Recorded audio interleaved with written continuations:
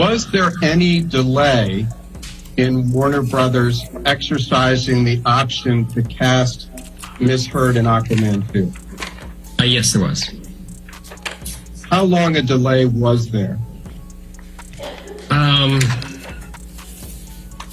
don't know, probably weeks. What was the cause of the delay? There were conversations about potentially recasting. Who was the producer? Peter Safran. Who was the director? James Wan. Did Warner Brothers believe that those concerns were legitimate? Yeah, I mean, I had no reason not to believe the director and the producer of the movie. According to recent news, Warner Brothers has laid off some of the people in its management team, and others have been promoted to the newly vacant positions.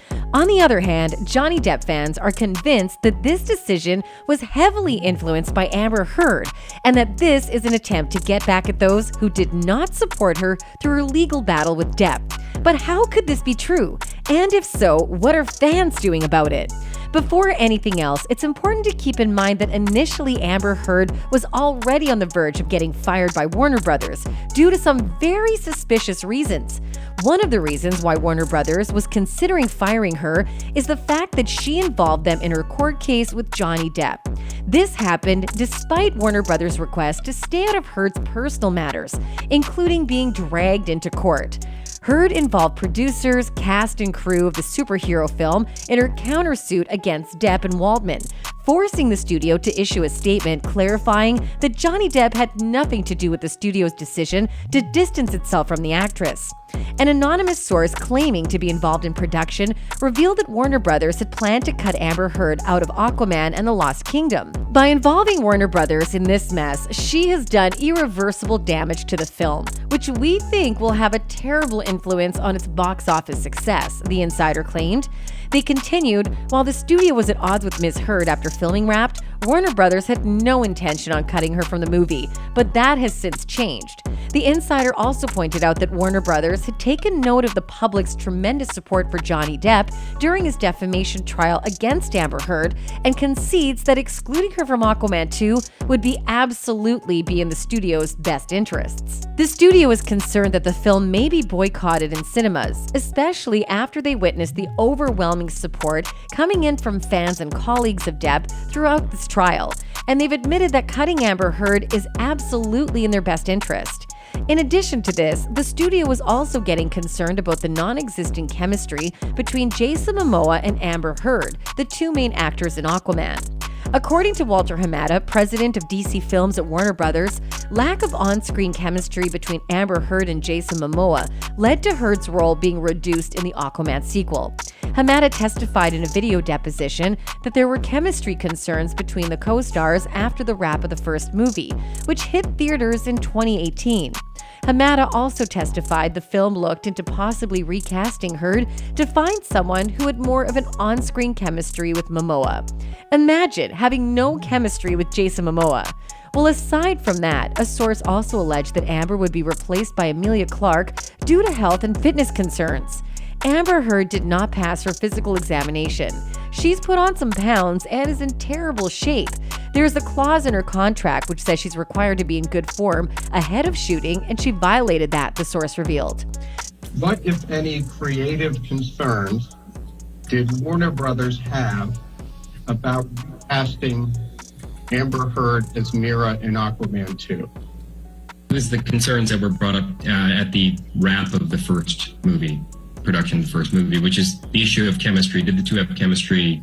I think editorially they were able to make that relationship work in the first movie, but there was a concern that it took a lot of effort to get there. So will Amber lose her role in the Aquaman sequel? Well, recent activities in the Warner Brothers studio are pointing towards the likelihood that Amber Heard is not going anywhere anytime soon. In fact, those who seem to be opposing her stay in the Aquaman production have been replaced. Walter Hamada, who spoke up about the lack of chemistry between Amber Heard and Jason Momoa, has left the production company. The Hollywood superboss is leaving the Warner Brothers brand after 15 years as an executive and nearly 4 years as the president of DC Films. Hamada is an award-winning producer and business magnate that built up his career producing horror. While serving as president of DC Films, Hamada grew the DC Extended Universe to 11 feature films, with several other dynamic projects either in production or soon arriving.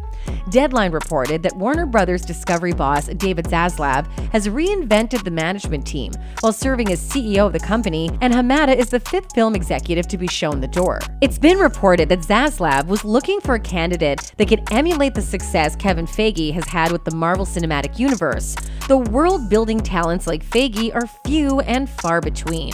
But the real question is why Hamada's exit comes a year ahead of his contract expiration, which had him on board DC Films until the end of 2023. Could it be because of his controversial statement about the lack of chemistry between the co-stars in Aquaman?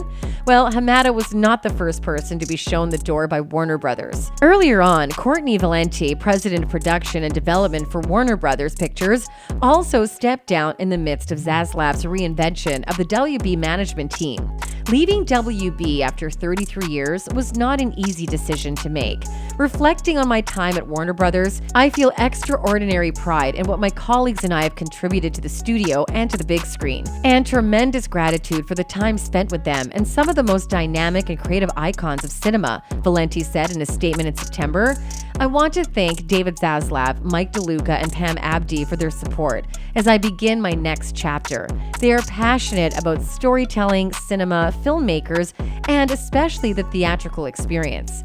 Equally, they love Warner Brothers as I do, and I know they will lead this legendary studio to great heights, she added.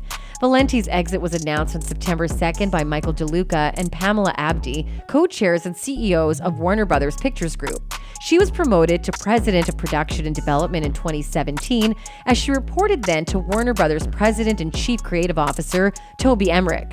Her exit followed Zaslav announcing movie studio chief Emmerich, Valenti's boss and longtime collaborator, was stepping down. Warner Brothers veteran Jesse Ehrman was promoted to take over the role vacated by Courtney Valenti. Kate Adams, Peter Dodd, and Sheila Walcott were also promoted, taking on the title senior of vice president, production at Warner Brothers Pictures.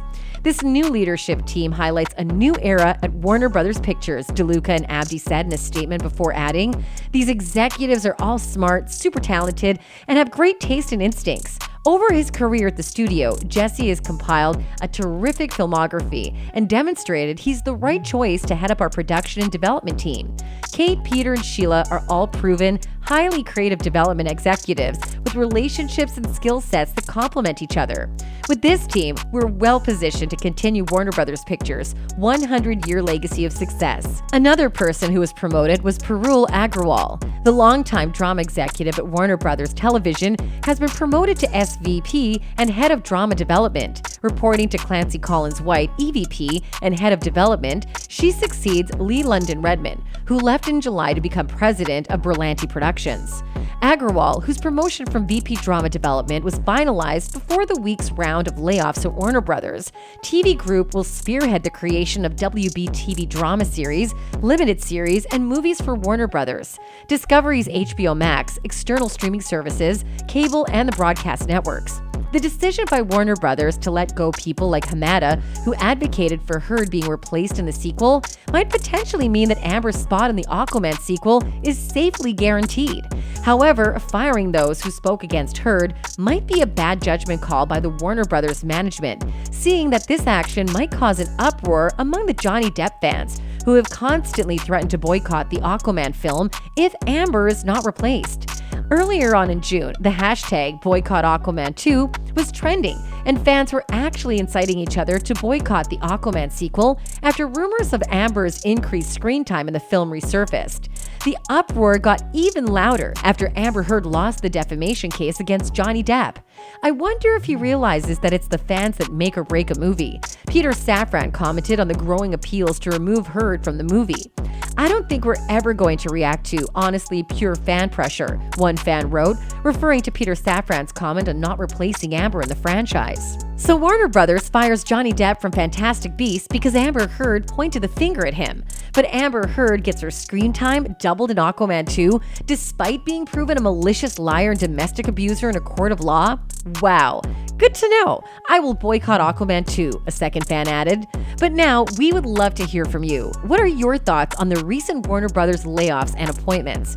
Could Amber Heard be responsible for the layoffs? Let us know what you think in the comment section below. And as always, thanks for watching.